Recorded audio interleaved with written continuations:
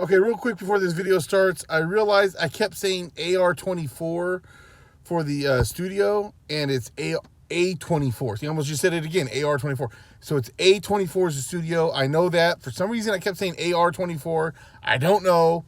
So I'm just letting you know that now. I'm correcting myself before anybody who probably never was going to watch this video anyways. But if you do watch this video, it's A24. I know that. I don't know why I kept saying AR-24.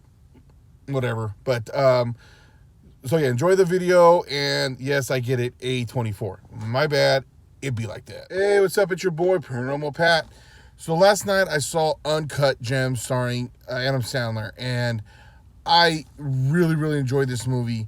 There are a couple of things I could say that could have been a little better, but overall, like Adam Sandler's acting in this movie was, I think, phenomenal, because you're used to seeing him in all these different kind of characters, and I mean, he has done some serious roles, but like to me, was one of the most serious roles he's done, in the sense of he wasn't trying to be funny throughout the movie. He wasn't trying to do crazy antics and stuff like that, and he played this character great. I just fully enjoyed it. The issue I had with it was the length. I feel like there's a few scenes that they could have cut down or even cut out.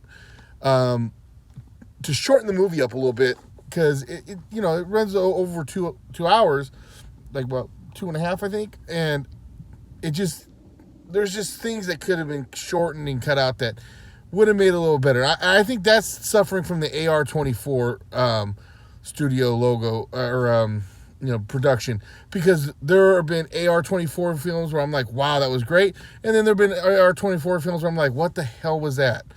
It's a studio that at first, when I had seen one of their movies, I was like, I'll never watch another one of their movies again.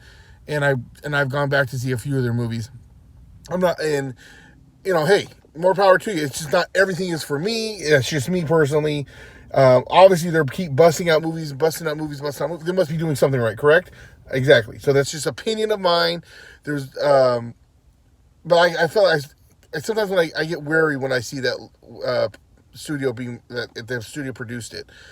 But like I said, once again, there's stuff at the beginning that could have been cut out. There's stuff in the middle that could be cut out. It could have been shortened up a little bit, tightened up, and then it would have been perfect. But I mean, you have a guy who owns a jewelry store, who has money, but he has a gambling problem. He's stealing from Peter to give to Paul, and it's just a spiral of will he pull out of it? And we don't really do spoilers on here. I'm just giving a quick rundown of what the movie's about. And I think the little scenes with Kevin Garnett that he's in it.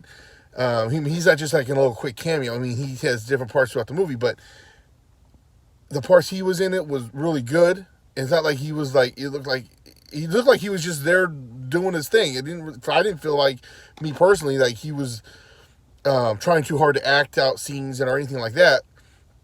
I think he did a really good job in the parts that he had, and maybe that's why they kept it limited to certain scenes. But I thought he did a really good job too. And like I said, the spiral of what's going on, and what he's doing. He's trying to survive. He's trying to do this. He's trying to hustle everybody.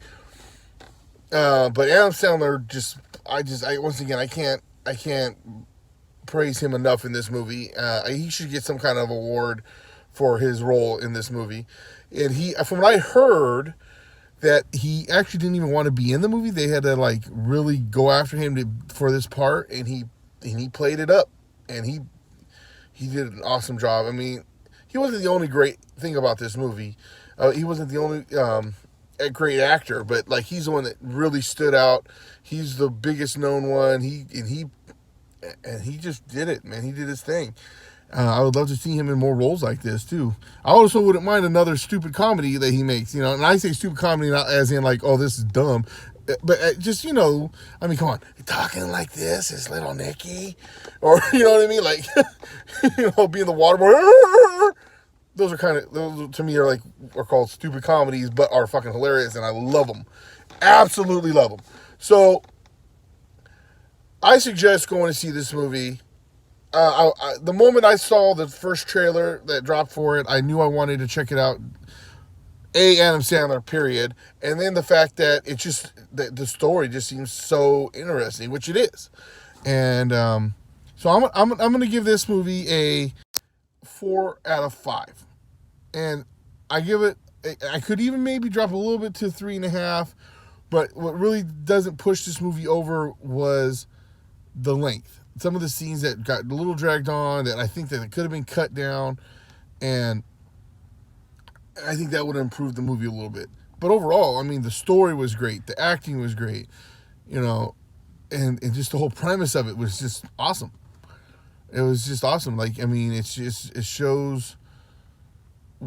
really shows like what people do when like their back's against the wall, what they're trying to do. And also when people's addiction, you know what I mean? Being a gambleaholic. I probably said that wrong, but you know what I'm saying.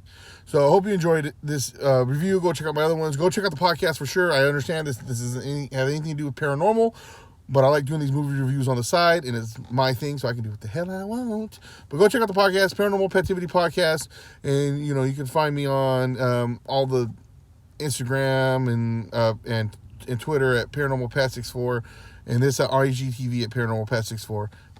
If you're on YouTube, you obviously know Paranormal Petivity Podcast.